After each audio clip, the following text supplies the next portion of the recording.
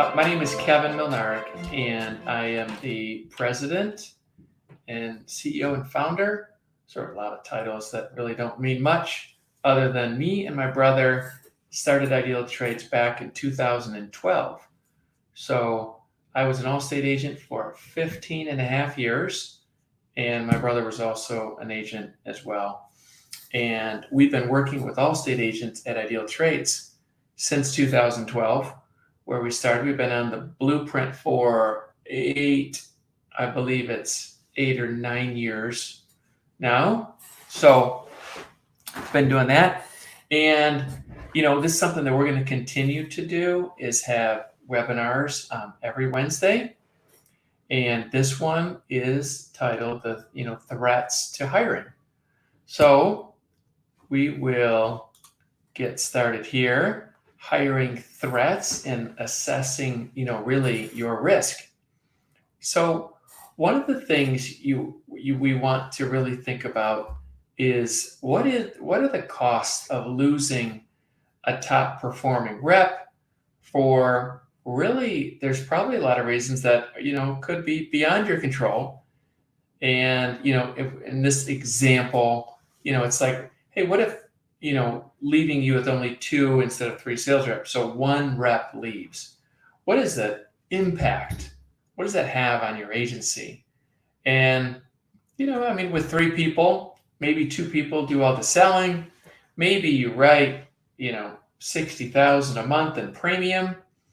And that becomes a real expensive and drain on your business. And in that situation, it's 50%, right? You got a CSR, you got 2 salespeople, and 1 leaves and leaves with 50%. So we all get that. If you have more people, if you had 10 and 1 leaves, well then 10 salespeople, then it leaves you at 10% at risk. So the smaller you are, is the more susceptible you are to the pain of having 1. And this is all going to feed back to always be hiring, which is the last slide. I'm giving away it at the end, but it just becomes so darn expensive to make a mistake and to hire the wrong person. But there's a lot of things that, again, they might leave that are completely out of your control. So let's talk about a few. All right. So one of it is the retirement cliff. So in our industry, presently, and I'll do a little bit of reading, try not to do too much here, but there's less than 25% of those who work in insurance are under the age of 35, which is a really pretty staggering number. And, you can look at your own agencies and decide how that fits. But according to the Works Report from U.S. Chamber of Commerce, 2021, over 50% of the current insurance workforce will retire in the next 15 years, leaving vacancies in up to 400,000 jobs throughout that same time frame. So it's just this massive amount. We are having a harder time bringing new talent into the insurance world. And we're old and it's aged, and people are going to be retiring and getting off, and we have less blood coming in. So that's up to, I used to say us, and I will, I just sold my agency in July of 2022. So forgive me if I say us, because I still kind of feel like I'm an agent here.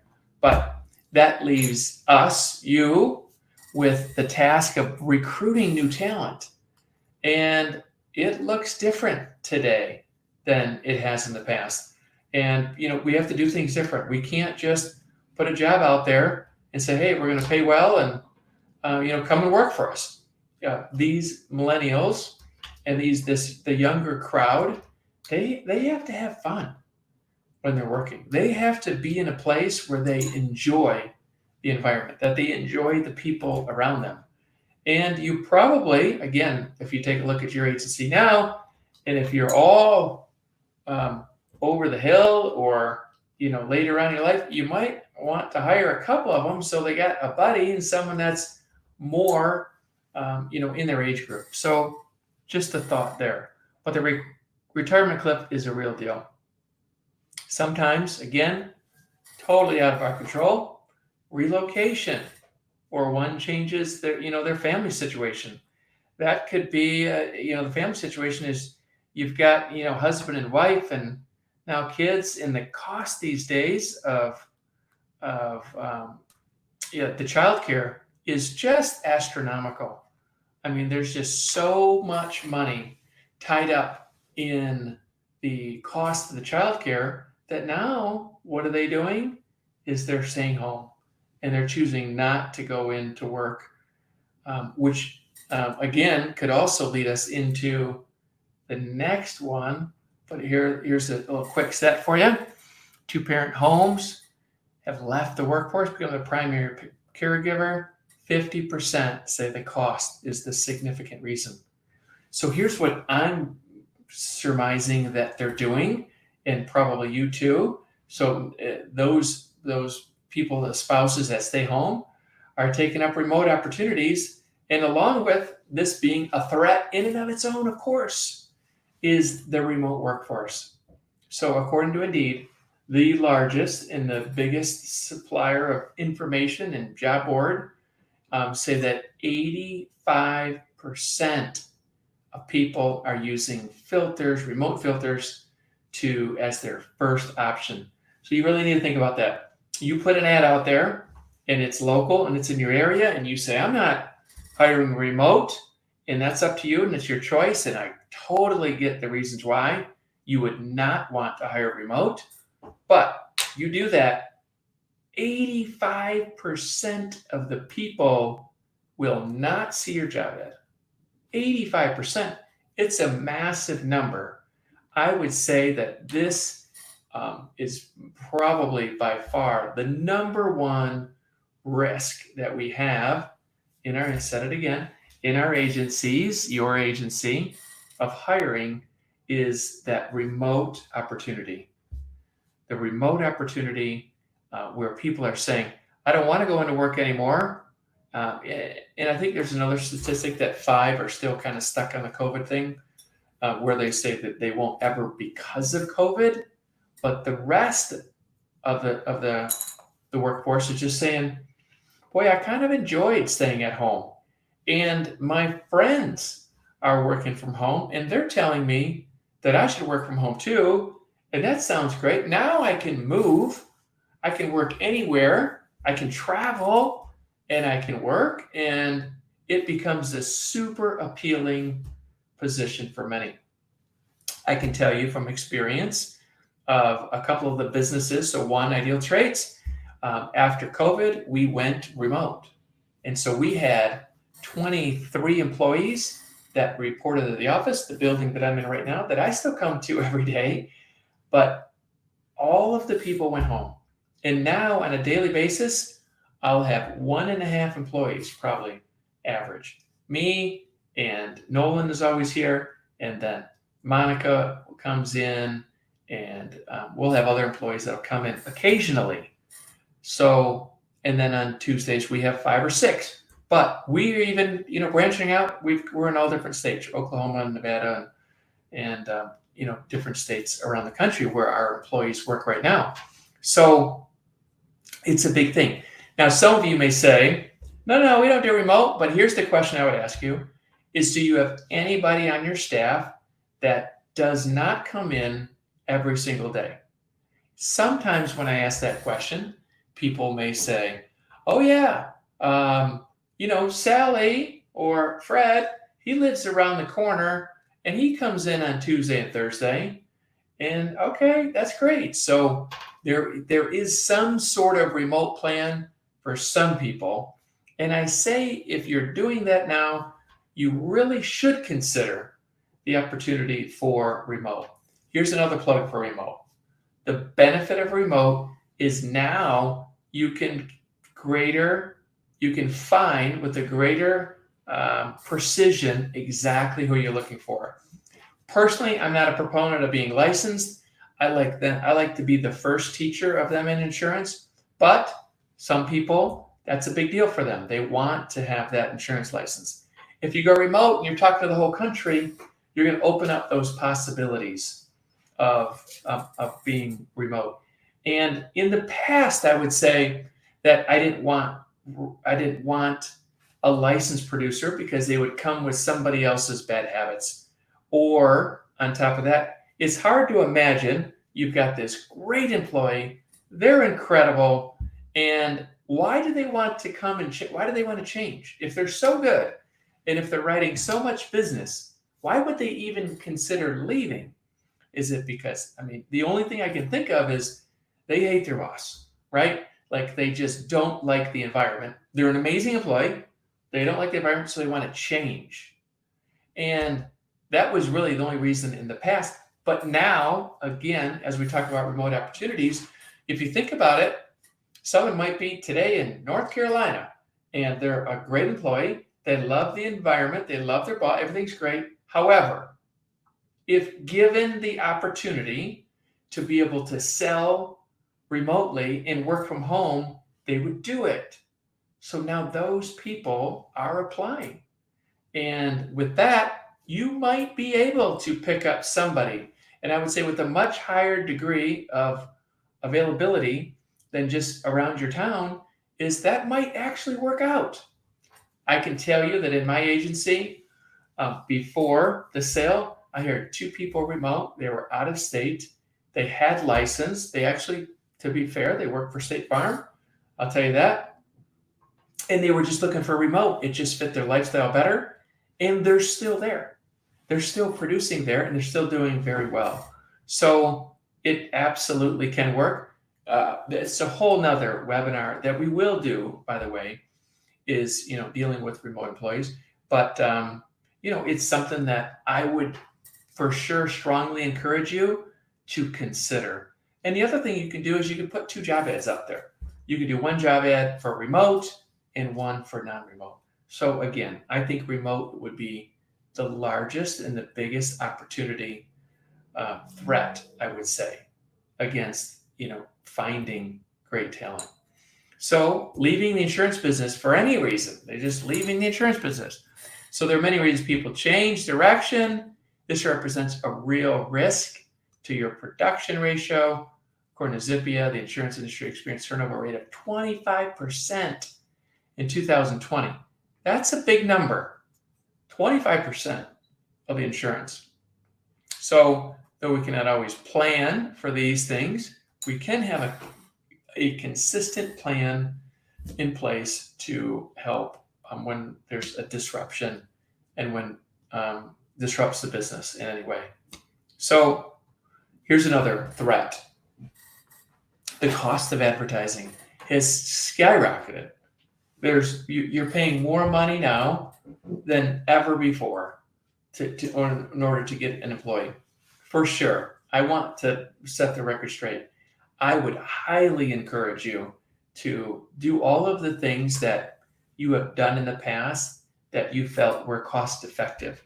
And the cost of advertising typically relates to going on the job boards and going on Indeed. Like that would probably be the number one normal, natural way to advertise your job ad. I'm not telling you not to do that. I'm saying if you have no other option and you have to go that way, then that's all you're left with. But should you first get the word out to all your employees? For sure.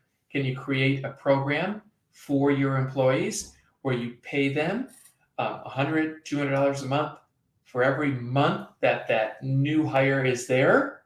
For sure. And then what they have is they got a buddy because they want to get paid and they want their buddy and their friend to stay too. So that becomes a great opportunity there. But maybe you're in a small town. Maybe you can put a sign in the window that says help wanted and that works for you. Then you should do it. So do all of those things. If you have to resort to Indeed, which again, that is what most people do. So you're not unusual. That's the majority go to that way. Yeah, on average, the cost that we see, and we probably see about 750 job ads per month to even over 1,000, just depending on the month. And it costs $1,200 on average for that open position. So that price can do drastically increase if you're looking to hire urgently. That's where it gets real expensive, meaning you might have to re-up. You put the $1,200 and then you don't hire anybody. And then guess what? You got to drop another $1,200 to get that out there and to, field through the candidates that come your way. So it can certainly be a very expensive proposition in order to do that. So the next one is the pressure to hire immediately.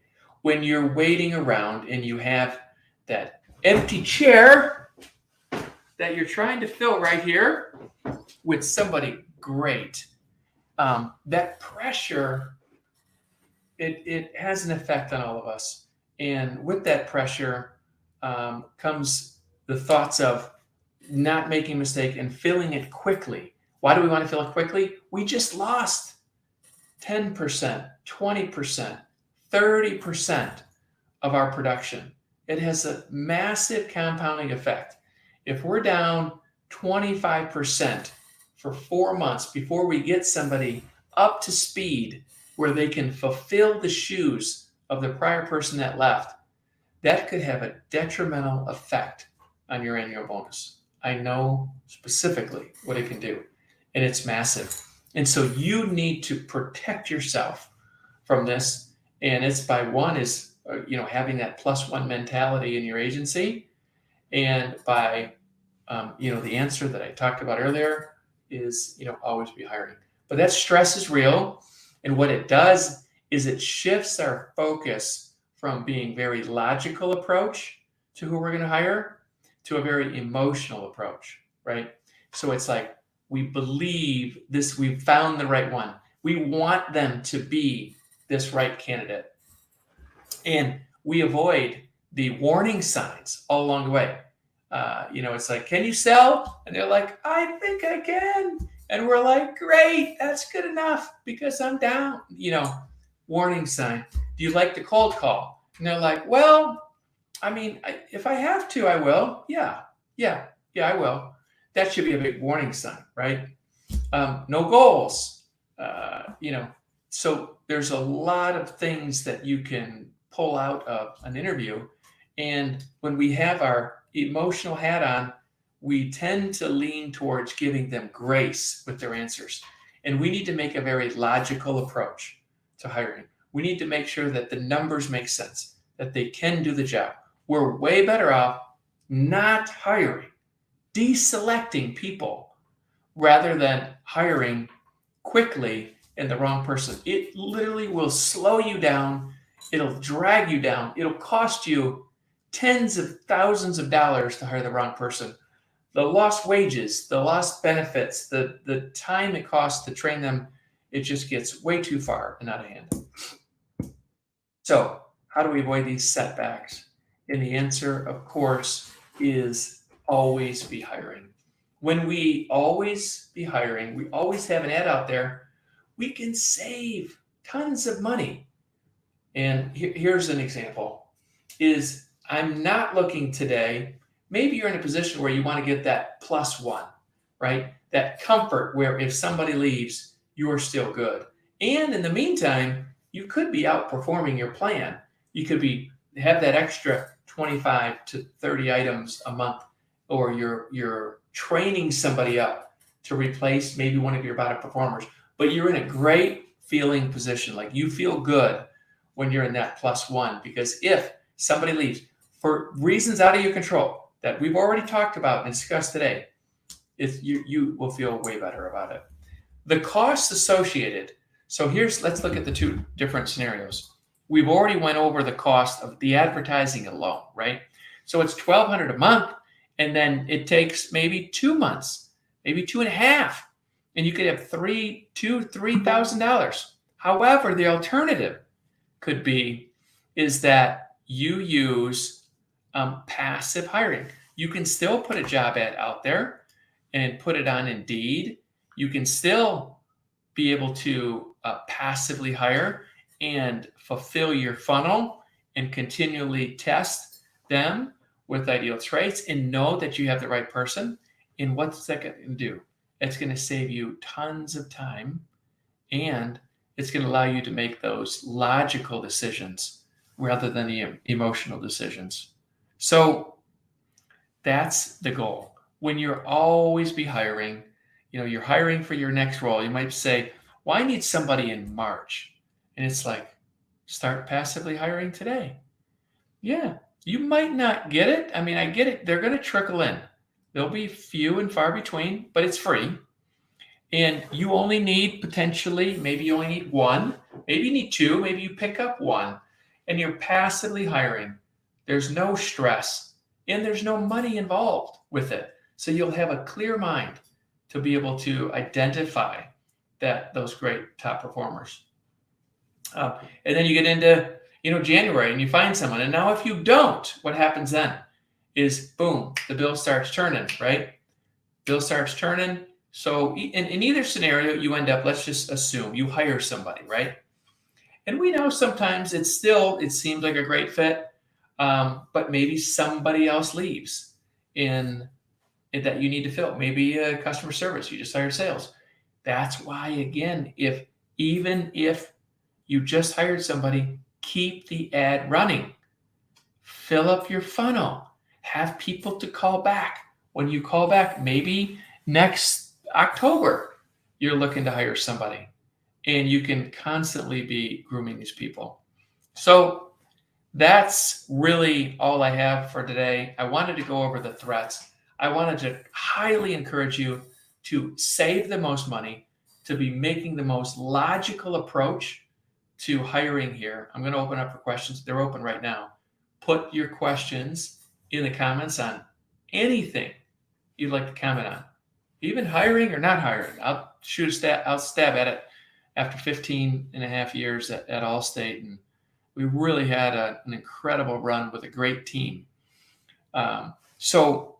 But it's something that we did all the time, is just always be hiring so that we could pick up those top performers for inexpensive and when we needed them. So it turned out to be a great opportunity. So I want to stop talking and see if you guys have any questions here. You can definitely throw them in the chat. There's got to be somebody who's got a question. While that, I will let you know that the Blueprint season obviously is open. We'd love to have you as a returning client to Ideal Traits. The total cost is $949, and what that gets you is unlimited assessment, unlimited job posting, and to help you decide and make that decision where you're making the right one. And it's not just based on logic, but it's based on the real results. So if you'd like a demo, call our office, hop on our website, ask for a demo. We'd love to share more of how we've helped over 13,000 insurance agents across the country hire 60,000 staff. So it's been a massive number that we have helped out with Ideal Traits. It's all we do all day long. And we've got 20 employees literally dedicated to your success in some way. And we want to share. We want to help you. And that's our passion. So who's got the question out there? There has to be one. Somebody's thinking the same thing that you're thinking. Throw it out there. I'm ready for it. Bring it on. Drop that question in. Is the chat even working? Somebody has to have a question here.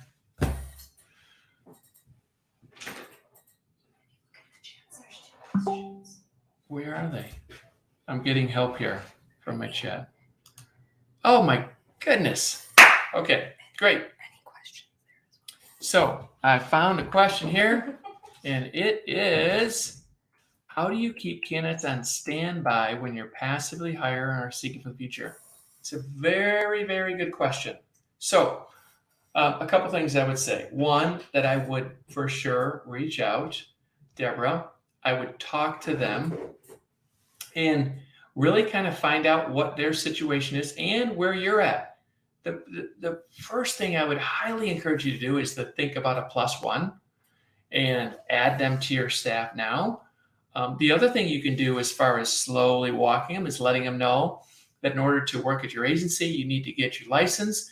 And that's something that I would highly recommend you do for somebody that does not. That's something that I did at my agency is they always had to get a license, but I'd never put them on payroll until they got it. And you'd think a lot of people would fall off, and I can tell you that it didn't happen for me. It might have happened for other people, but I felt like I had real good control of the situation. I had great conversations. I stayed in contact. I followed up with them when they said they're going to take the test. And at the same time, is I allowed them the opportunity to make some money. And how I did that was I would say, while you're waiting to start working, is what I want you to do is to collect 50 deck pages and bring those 50 deck pages in on day one. And what does that do? It creates their referral funnel that really starts going on. So have a candid conversation with them. Let them know that it's really rare, Deborah, to have an opening, and you're always looking for incredible talent. And if you found incredible talent, Deborah, I would still ask you this: is if incredible talent knocked at your door, would you shut the door, or would you figure out a way in order to help them, start a career with you? And I bet if they were fantastic, you would. And if not, say, hey, this one looks pretty good. I'm looking at hiring soon. I'd like to keep you on my list if that's okay with you. Great. So I hope that gives you a few ideas. So Kyle said, how do you compensate remote workers versus in office? What are good KPIs and metrics to make sure that they're on task? Super good question. Again, Kyle, we're going to have a complete webinar dedicated to this. And what I would say is I would pay them the same. That's what I did. Paid them exactly the same because they were still a part of the team. Here's the thing that we did, which kind of gets into your KPIs and metrics, is you should use the exact same metrics to measure your remote workers in the office that you do in-house. The big thing that we did was Zoom meetings. Like we were constantly. So in my agency, we had a morning meeting every single day at 8:30. So from 8:30 to 9 o'clock, we'd have a meeting. Everybody's on it, remote, even the people that were in office. So we're still sitting at our desk and remote. And it was a great way for connection. We would have a checkout where it's just quick, just 5-10 minutes on the day. But especially when doing training, it was nearly like almost a nonstop Zoom recording. Another thing we did is you can actually have a Zoom room up all day long. And then you mute your phone unless you need something. But it's a great way to be able to listen in. It's a great way to be able to stay connected to your team. And you could also have, subgroups. So maybe you had 3 people, just the salespeople that were in the Zoom room together. They get nervous at first and they really don't want to be on camera. And guess what? They get over it. So I would use the same metrics and I would pay them the same way as you do your normal staff, because they're really just an extension and a part of your team. If you treat them differently and if you pay them differently, then they may leave sooner than normal. So you really have to figure out ways to keep them connected, and that's through video. Lester says, been back and forth, but I'm here. All right, Lester, I'm glad you're here. Ask a question, Kyle. Okay, that's the same. That's the same one there. Any other questions in chat that you guys might have? Anything at all? I hope you guys understand, really the value of hiring nonstop, like constantly, keep that out there. It will just save you time and money. And even Deborah, to your question is they might be looking, they might go somewhere and you might need them in 3 or 4 months. And you made a great connection. You made a great impression on them, staying professional, and you just follow up and say, hey, you know what? Now I'm ready. And I remember our conversation. I have you flagged in my system. I told you I would call you, and now's the time. So, totally possible to do that. All right.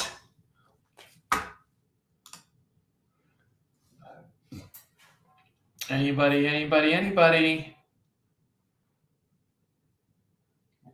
Okay, well, with that, I'll leave you with this. Always be hiring, and to know that Ideal Traits is here for you. 22 employees, and all we do is help insurance agencies find staff, and we can help you too. Thanks so much for tuning in, and we look forward to talking to you real soon. You guys have a great day.